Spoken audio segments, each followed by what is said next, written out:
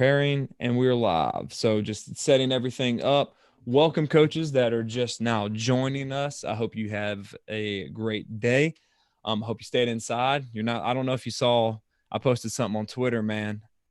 Lowe's has been popping off in my little town. Like, it looks like a concert venue that the Beatles have made a reunion and have come back. I don't know how that is, but it is nuts.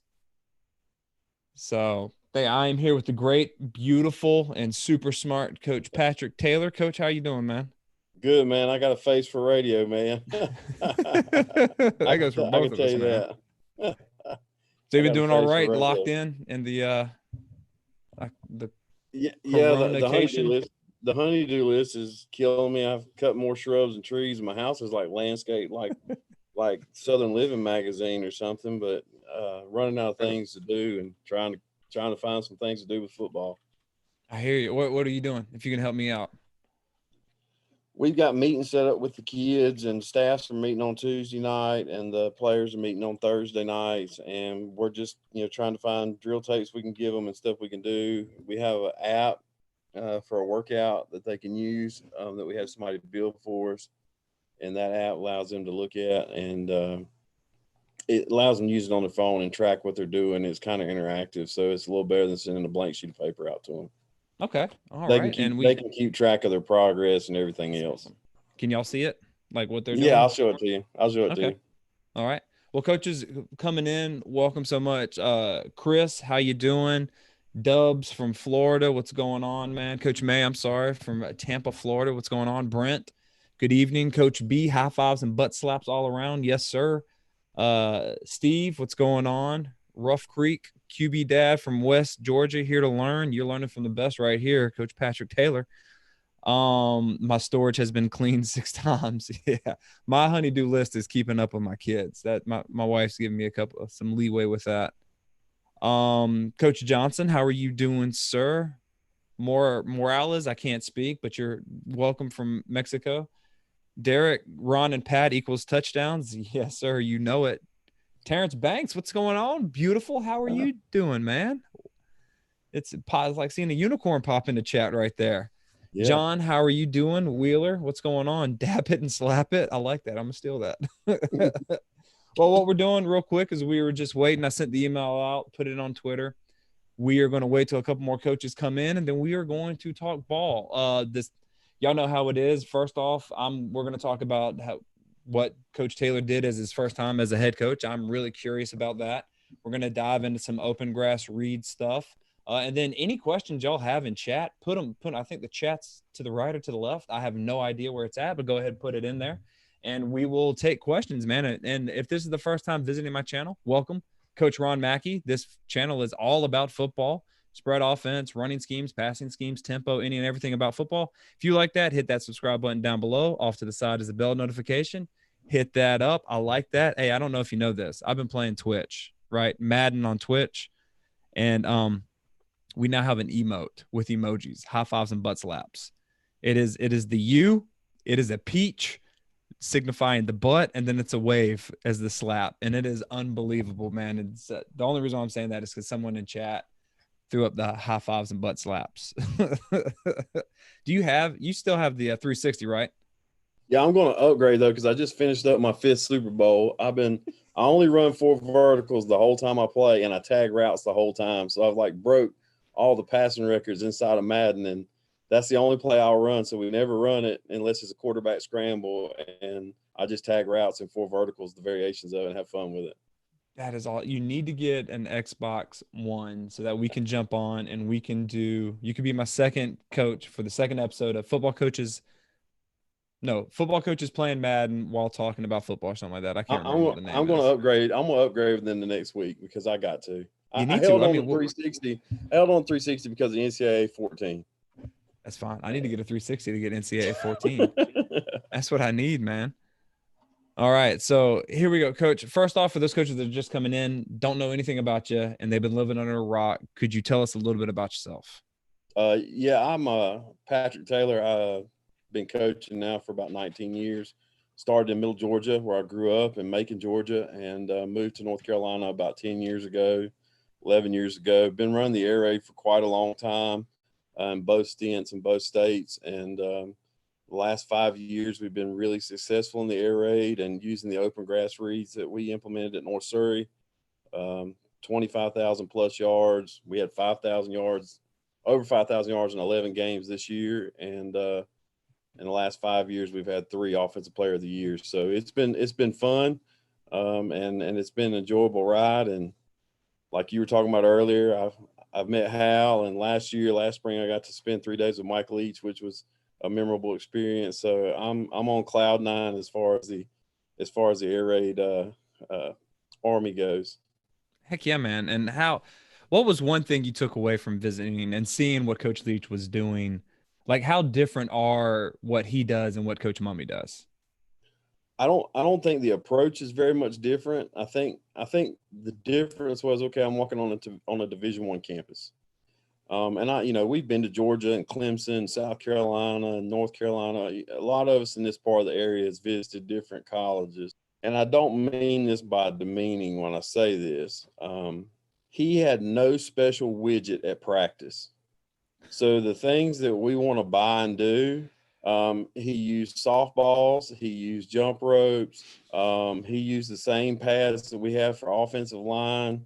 But everything was just like a production line. They done the same things every day. They got better at it every day.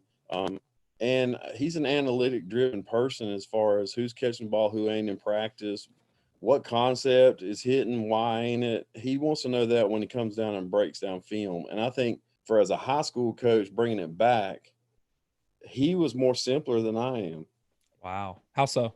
And just because it got to the point where he's going to run the offense just like we know it. There's nothing behind the door that we haven't seen. That is awesome. He just really and truthfully, he really believes that, from my take, is that the repetition and execution is always going to win a game, especially if the game is on the line. And that's what I saw at practice every day. That's what they talked about in coaches' meetings. It wasn't about we need to adjust this or that. It was the fine tuning of a step or an alignment or this, that, and the other was more important than saying we can't do that. Or it was just, we're going to do this and we're going to get it done and we're going to get better at it. We don't abandon it just because day 1 or day 2 is not exactly where it needs to be. That was one of the things that I took back. I got on the plane with Coach Piscopo and I was like, I'm way more complicated than he is from that standpoint. Not necessarily the play call, but okay, go out there and practice it every day, no matter what, and you're going to be really good at it. That was kind of reassuring to me because as coaches, you wonder. But yeah. I'm telling you, it was well worth the trip. Yeah, that's awesome, and I'm glad you said that because as coaches, we do have that problem. Like, we're going to lose, unless you're at IMG and you have 22 D1 players, you're going to lose. And most of us, when we lose, we go, we would have won if we had that play in, or we should have put this tag in instead and we would have won, instead of going, no, we just haven't perfected our craft yet. It'll come. Let's go back on Monday and just do the same thing over and over again. Yeah. I love it. He wanted to refine the process instead of worry about the finished product. That's it. I love that, man. Now, how do you think he's going to find success at Mississippi State? Yes. Because if you've never been to Pullman, it's in the middle of nowhere. They had, and I don't mean this, but they had Arby's was the only fast food restaurant they had. I mean, it's super small. It's way smaller than where I live in Mount Airy, way smaller. And it's even smaller than your average small town, college town. And for him to recruit the guys out of the California coast and Texas and places like that, now he's in the heart, the central, where he can go east and he can go west in Mississippi and get the best. Why wouldn't you want to go play in that system?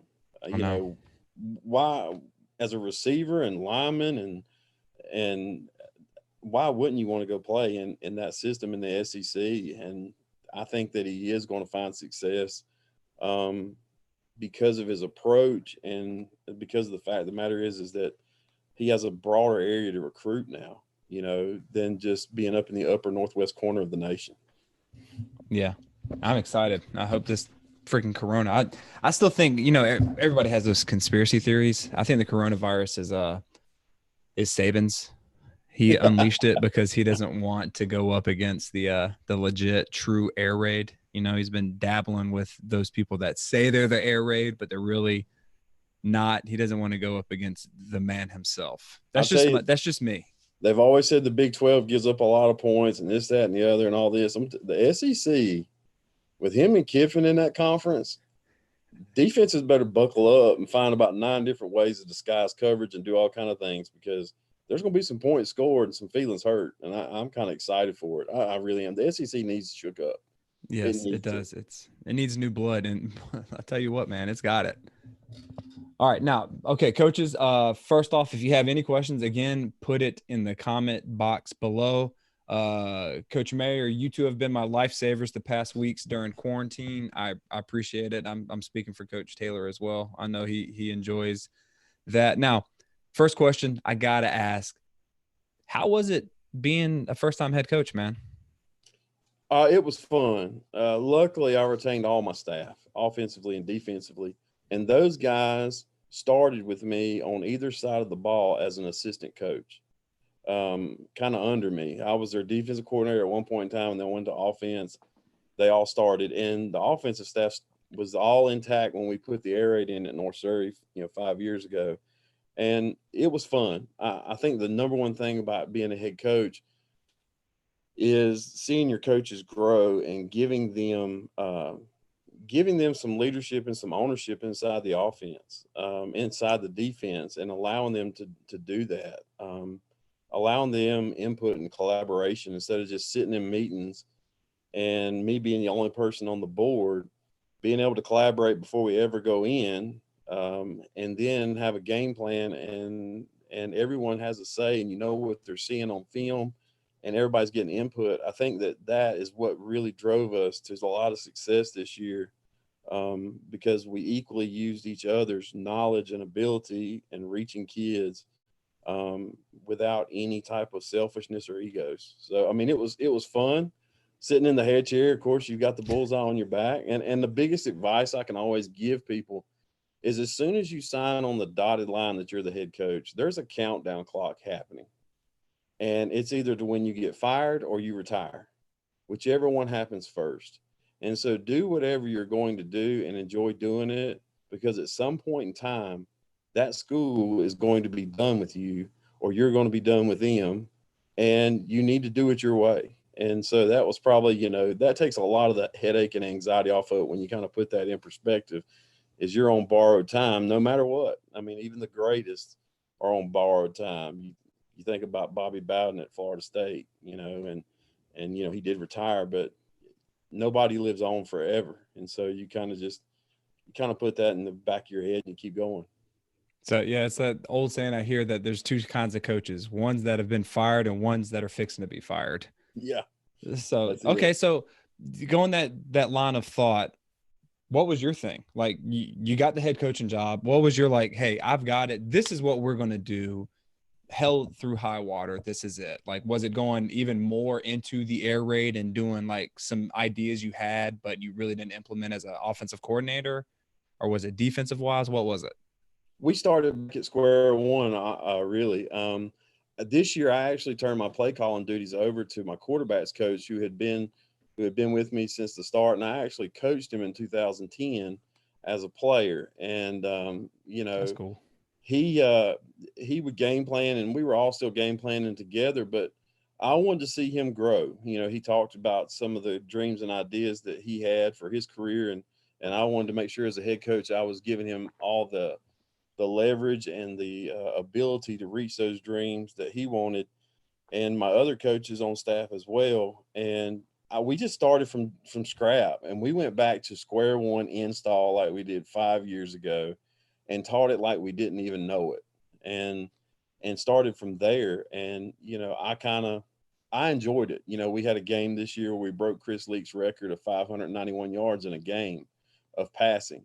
And, that was an enjoyable moment, because not only was it the team that I was coaching, but here is another coach and it's a group of coaches that I've coached and started with, and their hard work is coming to light. And so that was one of the biggest things this year. But we really just started from square one, day one, and simplified even more after our trip to Washington State. And basically went from there. Okay, I'm circle back to that, but we have a good question by Coach Mayer.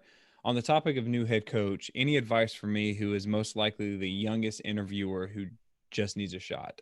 I have 5 years experience. Do you have any tips, advice, or anything? Age, do not worry about your age. Don't worry too much about your experience. Make sure the job is somewhere you want to be. Make sure that the administration is behind athletics. One of the greatest piece of advice I've got a long time ago was, if the hallways and the office is not behind athletics, you're going to be limited in what you can accomplish no matter what. That would be one thing. Going into the interview process, have the way you're going to do things. The difference between a head coach and getting hired as a coordinator, they want to know your scheme and what you're doing. In a head coaching interview, that's not going to be the deal. They're wanting to know how you're going to handle discipline. What is your idea of a program? How you're going to handle parents, how you're going to handle recruiting, just everything that comes necessarily with running a program versus being a part of a program. I would have all that out. I would have that on some type of handout, some type of presentation, depending on how the interview process is going to be. But be confident in what you do, and don't worry so much if you don't get the job, because if you've already got a bend going in the door to get the job, you're going to have to bend a lot once you sign on the dotted line. So that's probably the biggest thing. Be yourself, with conviction, and know the difference. Probably one of the biggest things that I kind of tell people all the time: know the difference between discipline and punishment as a head coach. Discipline, is something that you want a kid. That's what you do. You're disciplined to do it. Punishment is when you have to dismiss a kid for a game, a year, whatever. But know that discipline helps deter that. And that's probably one of the biggest things that separates head coaches from coordinators, is knowing the difference between those two. That is a really good advice right there, because a lot of times we don't know. I'm guilty of that as well, of the difference, because you kind of just fall back on what your experiences are. Yeah. So is there any way that I love that. Is there anything that you read, because I know you're a reader, or you've watched that has helped you become better at that aspect of being a coach? There's a culture podcast that I cannot think of the name of right off the bat. They're only Culture about Classroom? 15-minute podcast. It may be, yes. They're not very long, Okay. and they're really good to listen to. I'll tell you a great book to grab real cheap. Grab The Bowden Way. If you really talk about a man that turned around programs that were not very good, and went through some tough times in every decade of American transition, it's a very good book. You can pay it for $2 or $3. The other book I'll tell you to read, that's kind of on the opposite end of the spectrum, is Bootlegger's Boy. It's Barry Switzer's book. And I know that's kind of completely off the wall, but it gives you a perspective, two different perspectives of head coaching, both that were successful, and kind of can give you a middle ground of where you can be and what you can do. Barry was he was an offensive guy, and then transitioned into head coaching, whereas Bobby Bowden had a difference about getting married early and transitioning from small college, and a couple of programs getting shut down early in his career. So those are two books that I always keep on hand that I love to read. Okay. And coaches, in the chat, I just dropped the link to Bowden's Way, because I have heard good things about that. All right. I saw a question real quick. All right. So circling back, you said you came in, y'all decided to break down and install the offense like you've never done it before. This is the first time the kids have ever seen it and everything like that. So, Coach Newkirk wants to know, if you did that, is routes on air, settle up in noose and tempo, is that what you would install day one if your team's never done the air raid before? Like, are those drills really important, or do you think you can just whatever? That's the first thing we do when we go on a practice field from day 1 to day 10,000. We're going to do noose, pat and goes, and then routes on air. Those are the 3 most important things. My quarterbacks coach, Tanner Hyatt, did a study. We had over 70 plays of 20-plus yards this year. And with that being the case, we started looking at we caught the one-on-one fade ball at over 55% this year. And that is a testament to routes on air. Because we're used to catching those balls at all different angles every day. So if I was at day 1, yes, that's the first thing we're going to do on day 1, because it is the backbone of what we do in the offense, and it cannot be skipped at all. Okay, so walk me through that. How'd you get over 50%? That is amazing. Was it like you practice it right over your shoulder coming down, or was it going up and high pointing it, or like? It was kind of all the above. When we do pat and goes, it's a 40% throw. The receivers are at about a 40% run. We tell the quarterback to, just release it high and leave it high. We want them to practice what I call the Willie Mays catch, the over the shoulder. I don't want them to turn their shoulders back to the quarterback and turn their feet like a reverse pivot. I want them to actually slow down and catch it over their shoulder like they're basically boxing out a defender. And with that being the case, we were catching those type balls over the shoulder, and it was just natural, whether it was a defender on our shoulders or not, for us to look that ball in concentration. If it was an underthrown ball, or if it was if it was a goal line situation ball, we got in the red zone and we would practice, the catch snap. And probably one of the biggest things about red zone that I picked up from, when you're in the red zone, the receiver really need to delay release, especially when you get to the 10, 15-yard line. If they take off as soon as the ball snapped, they're in their route break when the quarterback gets the ball in his hand. So the defense is going to have a lot more time to really collapse that small area of the field. So we worked a delay release to, pick them up, put them down, to give the ball time to get into the quarterback's hands so he could throw them open. We felt like that was one of our biggest issues in the goal line area, throwing fades and corners and stuff like that. And I know that's elementary football. No, heck no, man. That's brilliant. We installed it. We started looking at the timing of the snap, and if you take off, the quarterback hasn't even got the ball, and you're breaking your corner out at 5 to 7 yards inside the goal line area, and he hasn't even got time to get his hitch step and get ready to throw. So when you time everything up and you marry it all up, it made a lot of big difference. But we did a study back in 15 or 16. We didn't do routes on air as much, and we sucked at the fade ball. We kind of got in practice for whatever reason. I think maybe in practice time, or that drill sometimes looks like, a walk in the park, but we got away from it, and our percentage went way, way, way down. And that's probably one of the things that I'll say, that those drills, we've been able to maintain the 60% completion percentage because our quarterbacks have been accurate, because they throw a ball every day to a target.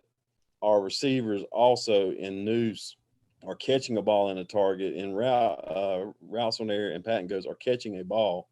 So we're doing things that's going to make that percentage go up drastically. That is, hey, coaches, if you don't take anything away from this interview but one thing, it is that right there. Delay your route. So you said from the 10 in?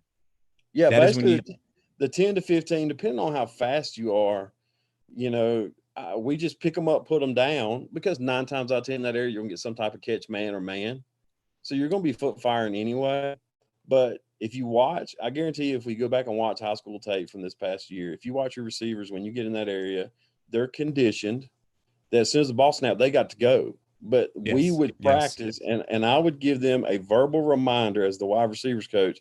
Okay, where are we at? We got to pick them up and put them down because the field's now shorter, the route stems are shorter, and the ball's got to get to the quarterback. It takes it about a second, 1.2 seconds or so to get in his hands, and then for him to get in his steps, probably around a second and a half to second and 3/4. And we got to make sure that all time's up. And so that's one of the things that we really practiced early on, and we were able to throw the ball in the goal line area at a percentage that we've never been able to throw it in the one-on-ones and the beater routes for the goal line area. All right. Coach Williams has a question coming back to it. Is your 2 to 3 read always going to be the apex backer? I don't know what he means by that, but I'm hoping you do. Yeah, in the open grass, we always talk about the 2-3. He can be the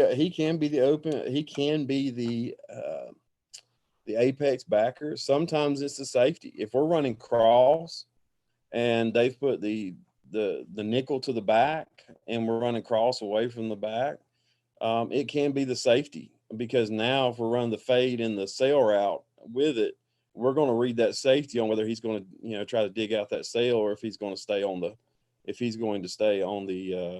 crosser. And so it kind of depends on where the strength is being called. So if the nickel is to the concept, then yes, because they're putting him there for a reason. He's got to do, if they're going to apex him out, they've got to do something. And the last thing they're probably going to do against the air raid is blitz him off the edge, because you're going to throw it to the back right now out of the backfield with 2 routes stemming in front of the safety in the corner. So if it's a strong concept, yes. If it's that guy in that area, if it's a weak concept, it can be the safety. It could be the corner if he's rolled down hard showing 2, just because of the 1-2 punch of that. But 9 times out of 10, it is the nickel defender or the apex backer. Okay. Now, I have a feeling I know what the answer is going to be like to this question, but what was your most productive pass concept this year? Off the top of your head. Out of percentage wise, I would say 6, because we done it more than others. If you were looking at, probably second best would be probably the corner concept. 8 would be my next best one. Would probably be the next best one, which isn't sticker, but it and sticker the same thing. So, are you running corner from both sides or just to the right? Both sides. Nice. We run. Which side 8 was better? To the left. And really? some people will say it's because we got a left-handed quarterback the past 3 years. I don't believe that. I'm left-handed. It can be personnel. I think it was better to the left because maybe personnel, but it's just one of those things. We run it both ways, and we run stick both ways. So we run cross both ways. So it really doesn't matter. But corner's probably the next one. And 8H would have been probably the higher of the 2 ways to run it, left or right. It would have been to the left. Okay.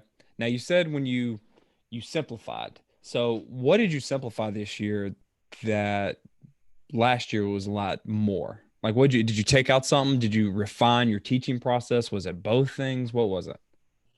We simplified our protection. Even though it was simple, we simplified it even more. We were still big on big. Instead of vertical setting in the old way, we would 2-step quick game, 4-step drop back. Mm-hmm. We would this year we 2-stepped everything. Why is that? And that kind of married in because of our quarterback drops changed also. Come on, let's dive deep, baby. Let's dive deep. What are you talking about? What changed? If you 4-step drop it, and I kind of got this from Washington State when I was up there, I spent a lot of time with their offensive lines because nobody wants to spend time with offensive line guys in the air raid. So I was like, I'm going to spend 3 days with the offensive line because I want to know what they do, because they're the most important piece of the equation.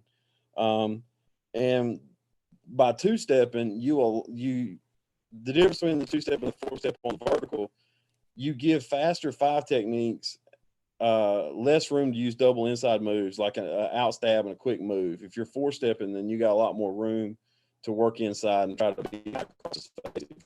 And you're setting up real quick, and you're setting a firm, hard line a lot quicker.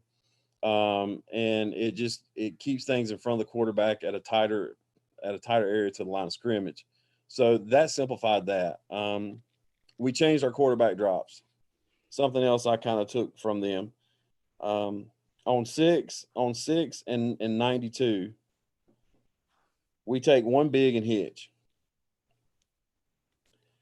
On everything else in the air raid, we catch turn like a shortstop.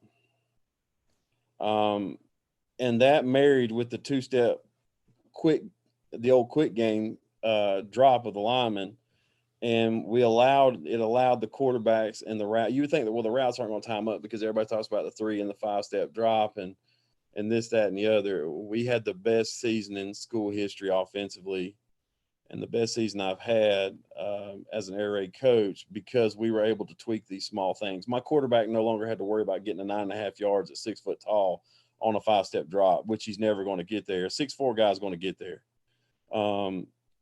He's closer to the line of scrimmage throwing the football, so his arm strength is going to be quote unquote longer throws because he's closer to the line of scrimmage. We're eliminating the double pass moves and the quick guys bearing down and getting inside of our tackles, and everything progressively as a quarterback still married up with the route depth, still timed up perfectly. And by doing that and making a few tweaks to the run game, we really simplified things a lot, and we were a lot more productive. Okay, well, I don't know if you thought you could get away from talking about the run game after you made that little comment, but what'd you tweak on the run game? It sounds like it sounds like you did a complete overhaul, but not really, to your offense. Yeah, we cut out. We didn't install counter. We didn't. GT counter's been one of our best run plays over from 2015 to this year. That was our number one run play, and I still love that play. Still think it's the greatest run play in football.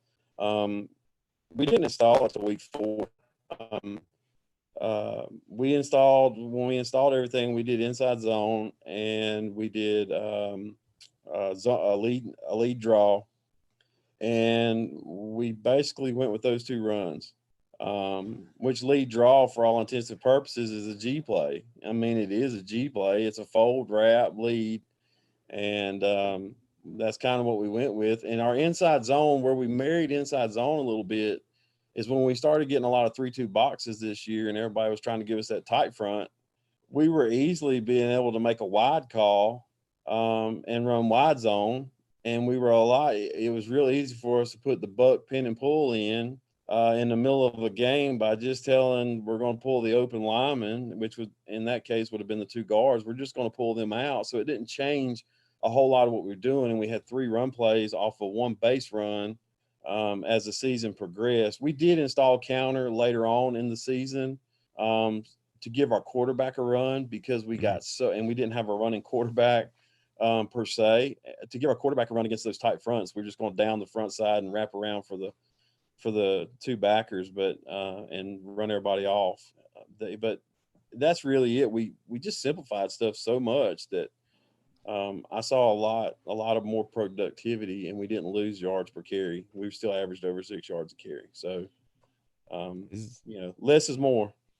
Yes. Okay, so how'd your kids take it? Were they like, man, they must think we're dumb that we're simplifying because we were already explosive, or were they like, thank God we're simplifying even more so we can be even more explosive? Or did they just not care at all? The veterans, we had a senior quarterback and a senior slot receiver that had been with us for 4 years in the system, the way we had done it.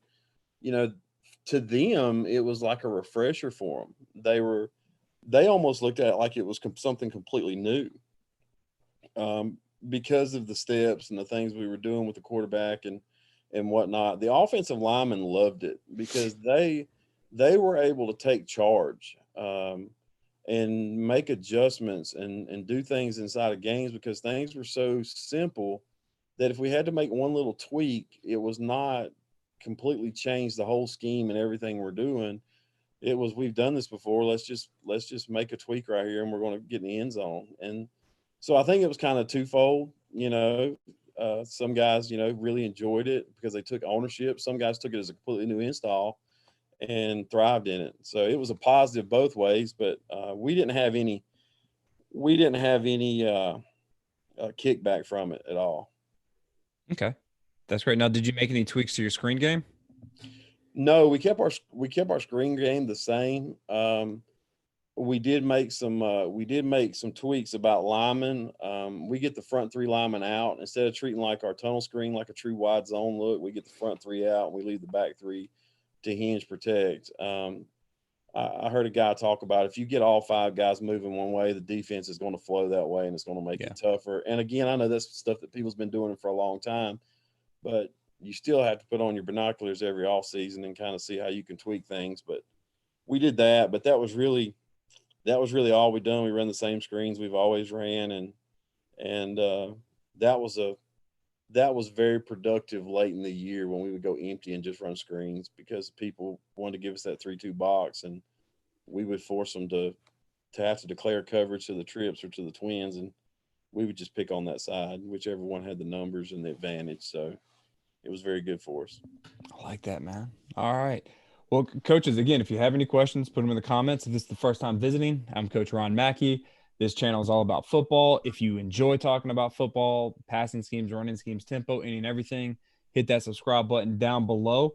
And we have a question from Coach Juan. During this time of quarantine, what would your advice be as a head coach to your assistants? Like, are you giving them specific things to break down? Are you just saying, hey, go look at whatever it is you want to do? What is it?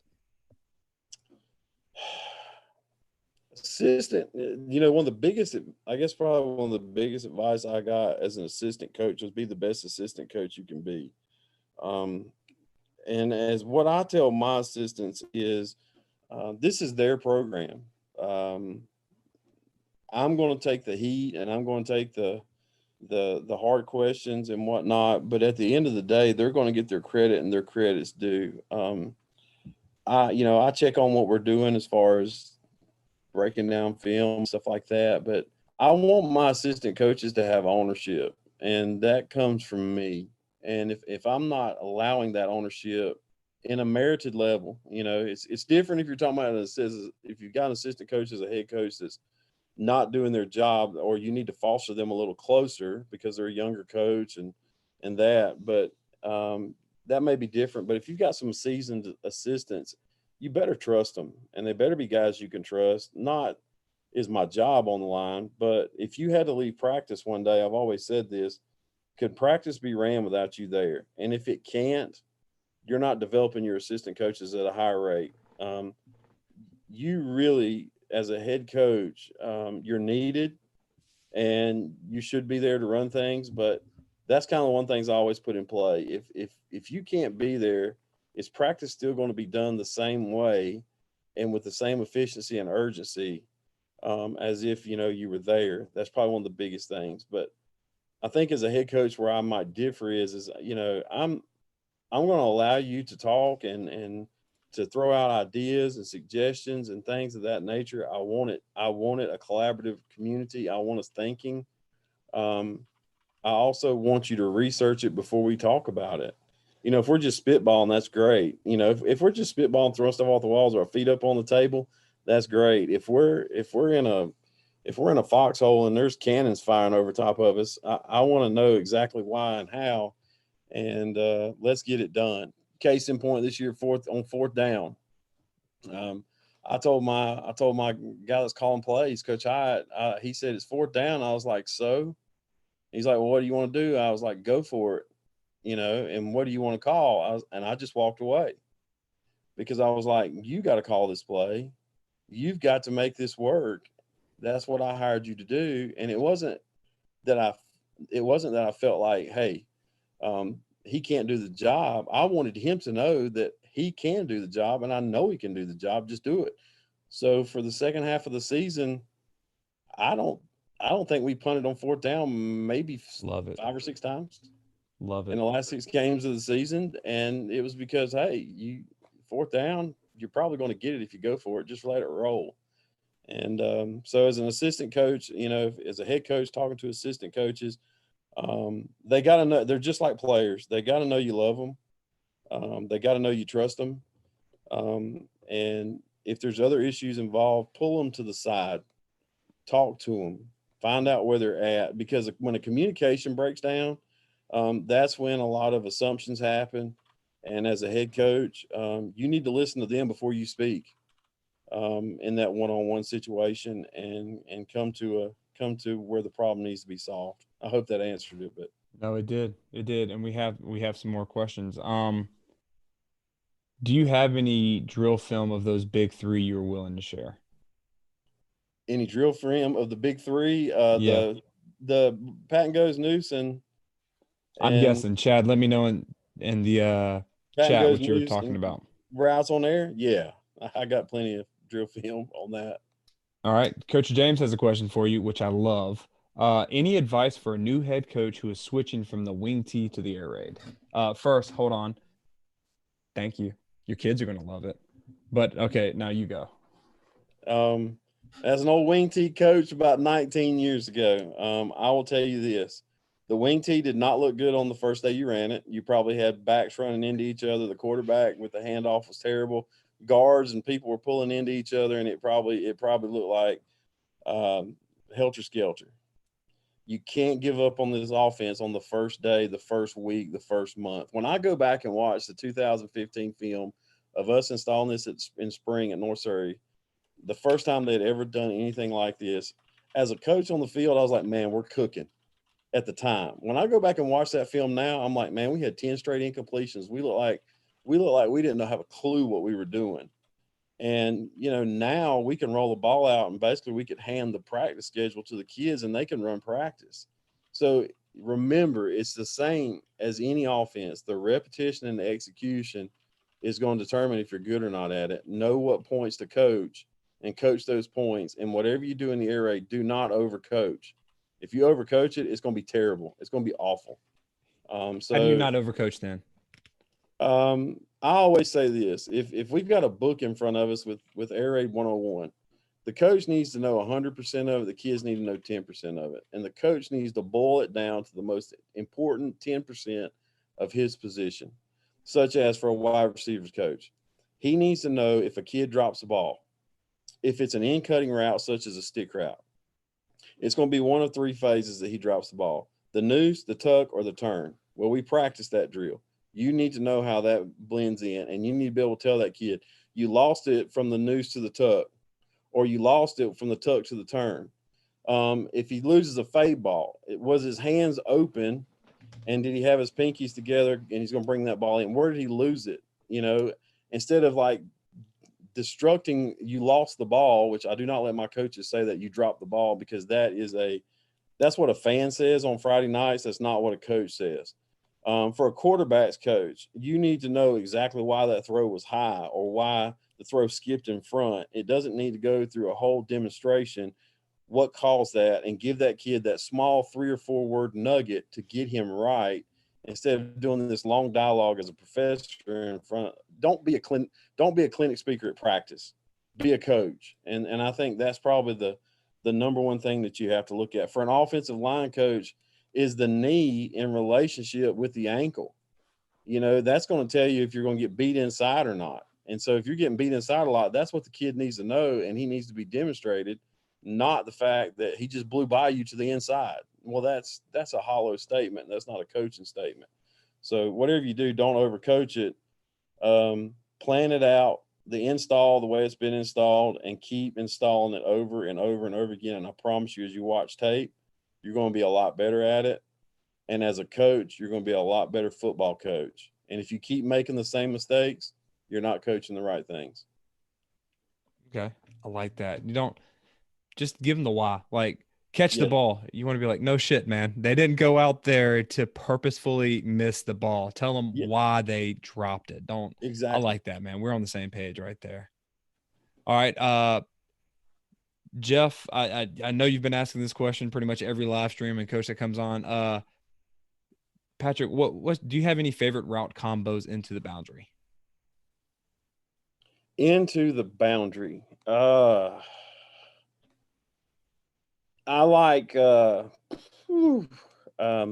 like throwing 6-17 Which is the fade into the out. boundary, which is our fade and two-step speed out. I love If that. there's off coverage, because you get the ball out quick and you basically got an escorter up the sideline if they're off on the corner. I like that. I like the single receiver screen to the boundary. If you get in trips, to the field, you got a single receiver to the boundary, send the tailback out there to block the corner, and just do a quick step back screen to throw. I know that's not a route combination, but I like it because it gets the ball out quick on the perimeter to the boundary, and you get somebody out there blocking now, and you can release the tackle and get up on that near side safety. So you're getting 2 for 2 on the perimeter. Or if the backer screaming out there, he can pick him up first. But we will run. It depends on the coverage. If they're calling coverage to the field and they're kind of in a split deal to the backside, I love getting in 2x2 and using our open grass concept to the gift, as everybody calls it. Just finding a 9-6 or a slant wheel or anything like that that'll give them problems on that backside coverage. Okay. I like that. I like that single receiver idea too, man. That's smart. That screen, that's smart. Yeah. All right. Let's see. Coach, as a head coach, do you listen to your assistants? I'm pretty sure you do. Yeah, 100%. When you stop listening to your assistants, you lose your staff. And if you don't have a staff, you're not, as a head coach, you can't coach everything. You might have all the knowledge in the room.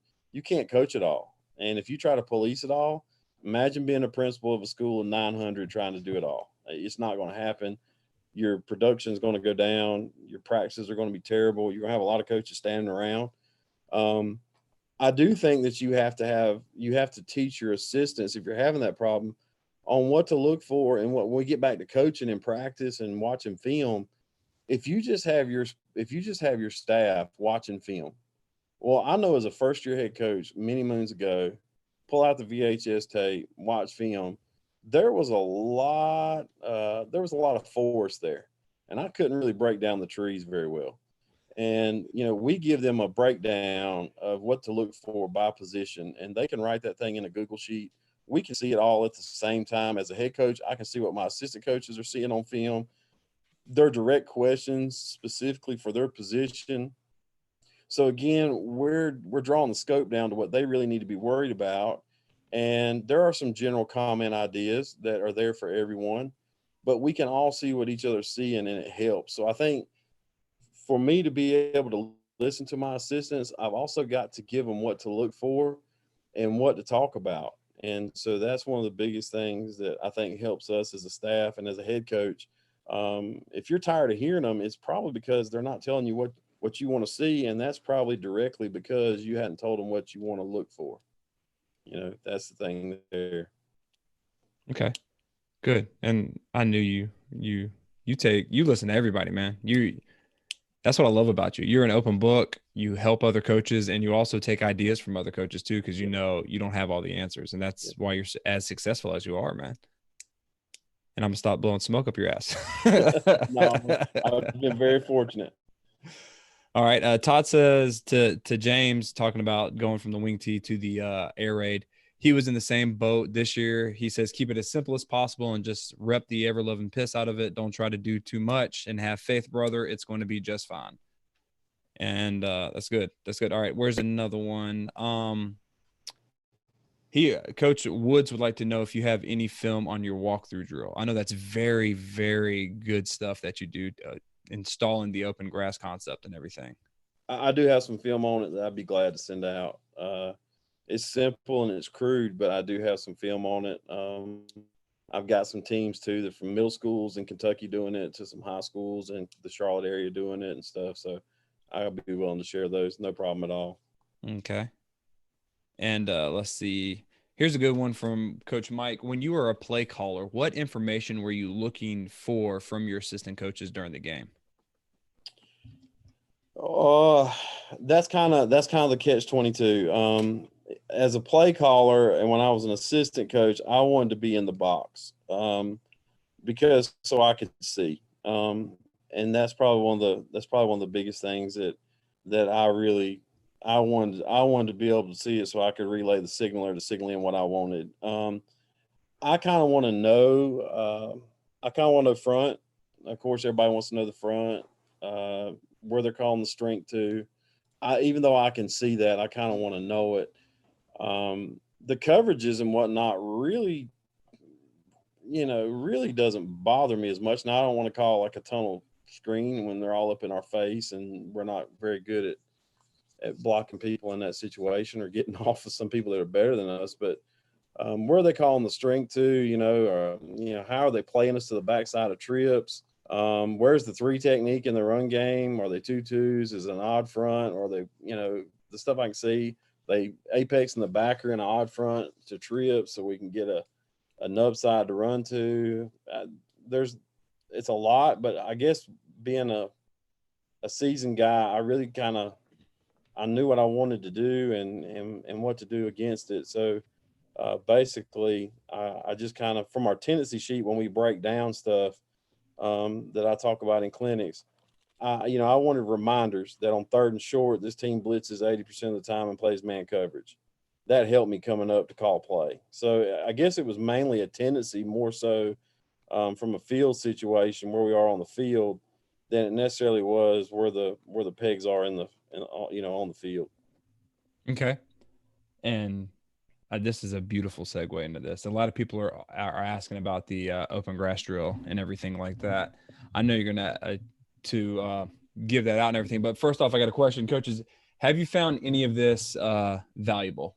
Us talking about this, me bringing Coach Taylor on and just talking all things air raid. If you could just in the chat put yes or no, help me out, just so I can get a gauge that y'all like this, because I know this is Coronication, but I also call this period Zoomapalooza, since everybody and their brother is putting on Zoom clinics and things like that. So I want to know if y'all are getting overloaded and things like that. I don't want to pile on.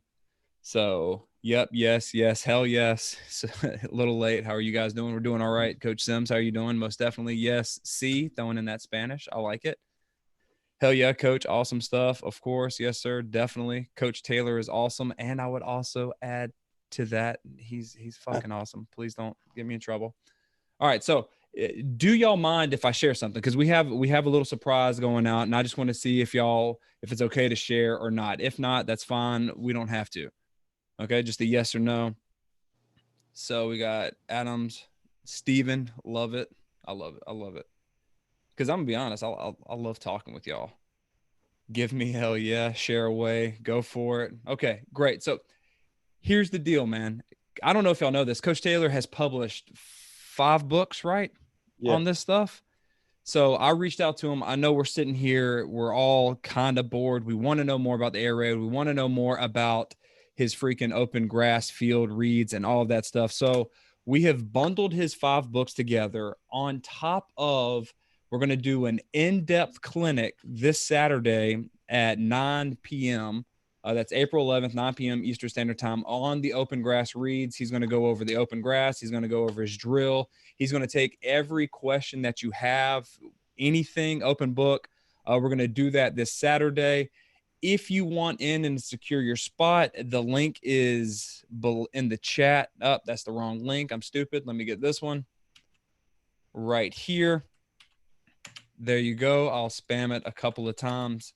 And the reason why is we know the open grass reads, to me, and correct me if I'm wrong, Coach, this is like the perfect marriage of the run and shoot and the air raid, because you're giving your players the freedom to adjust their routes on the fly, but you're not installing new things. You were just running your same stuff, and you're giving them a little caveat where they can own that route. Correct? Yeah, the old saying was build a better mousetrap in this offense. And we just got to the point where our kids got used to doing everything. And instead of installing a bunch of quick gaming and stuff like we used to a long, long time ago, our kids start thinking about, well, we can do this, this, and this, and we don't have to worry about a hard deck or or double stemming a route and the quarterback's holding it forever, we're just able to create a more efficient play call on every play because of that. And it speeds up the quarterback's processing time.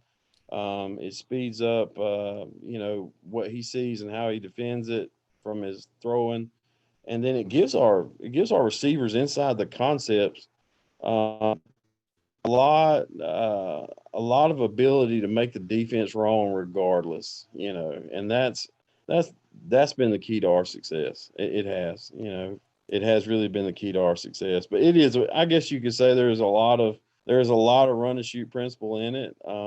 We don't, and I don't want to. I don't want to water down the run and shoot or anything like that. It was just, how can we do this better? And we just kind of said, we're going to make it more efficient for us by doing this. And it's helped us out tremendously. And what I like about the open grass concept, even if you don't run the air raid, I know coaches that have been the wing tee, that have been the flex bone, that have come to you. You've sat down and you just taught them this one concept, and they've thrown for like 1,000, 2,000 yards just on this one concept. And it's opened up their offense, even when they're not a throw the crap out of the ball type of offense. Yeah, I had a call from Anchorage, Alaska last week. They've won 4 state titles in the big classification out there using it. And this guy's a 20-plus year head coach, and he raved about how it has simplified things for them and made them a lot more dynamic. Without we always talk the labor worth the payoff. It's not labor intensive at all, but there's a huge payoff. And so that's kind of how we look at it. We don't have to spend any more time. We don't have to change our drills. We don't have to do that kind of stuff. We just coaching points and let it go, and we're really successful with it. All right. So again, real quick, Coach, and I know the answer to this, but will this work at the youth level? Yes, we have. We've had it work in the 8-man level, the 6-man, the middle school, the upper grade elementary school. I will say this, and I know this sounds cheesy, and this might be the worst analogy. I installed this in Missouri a couple of years ago in 2 days. The team was a single wing team, had won 80 straight games, and then they fell through 2 years of hard luck. And when I went in there, I said, we're going to install this in 2 days, and you're going to be fine. And the second day, the kids are running around. Point is, take your little leaguers out there, your youth league, set up a shell defense, and tell your kids to walk to their open. Tell your quarterback to throw who's to open now. And that's simple. That's as simple as it can get. But if we all, as old fraternity guys and old men, if we got out in the front yard during this quarantine and played a pickup game of football, we're going to run till we're open. If that's now or later or where, we're going to run to grass. And when you put it inside the framework of understanding the concepts, that really breeds a lot of problems for defenses, because coverages are going to give up grass in vertical and horizontal areas that you can get in based on your concept. So absolutely, it'll work. I think it will work better because you're teaching kids from a clean slate for most of the time, and the process is so simple.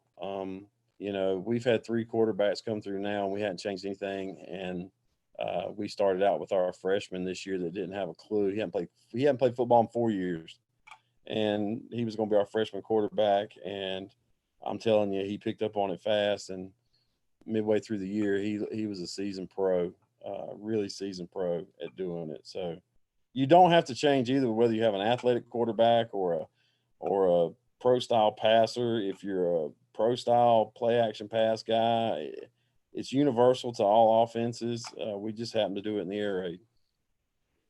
I love it. And coaches, again, if you want to dive deep into that, as well as get his bundle of books, which are unbelievable, they cover everything. Click the link in the comments. I will also, if you come back to this, it'll be the very first pinned comment in the replay of this video.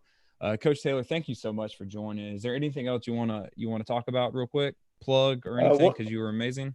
Probably one of the things about the books is I designed them to be install manuals that you could take out on the field, because of the guys putting this stuff in for the first time and that kind of thing. I wanted to make sure they were coach friendly and they could be used and not just put on a shelf, that you could actually break them apart and take them to practice. And so that's kind of the idea behind the books that I've done, was the coach and team player in mind. But no, it's great. I love being on here, man. This is I've met a lot of people because of you and everything. I freaking just love talking to you, man. I could talk to you all today. I hit that mean stutter right there. That's how much I love you. You make me nervous because you're so awesome. So coaches, y'all have a great night. Hey, please stay inside. Stay safe. I know a lot of y'all are asking me on Twitter, what was I doing out? Because I showed a picture of Lowe's parking lot. During the afternoon, the only way I can get my two rambunctious kids asleep is put them in the back seat and just drive around. I have not been inside of a store in about a month and a half. So don't worry about me. I'm not spreading the virus. I'm not going in stores with bandanas or anything like that. So please stay safe, lock down, all of that stuff. Coach Taylor's ebook bundle and everything is in the comments. We want to see you there on Saturday, only 50 seats, because we want to dive deep into the questions. So there it is. And hey, remember, let's continue to master the spread, score points, and have fun. I will see y'all later, coaches.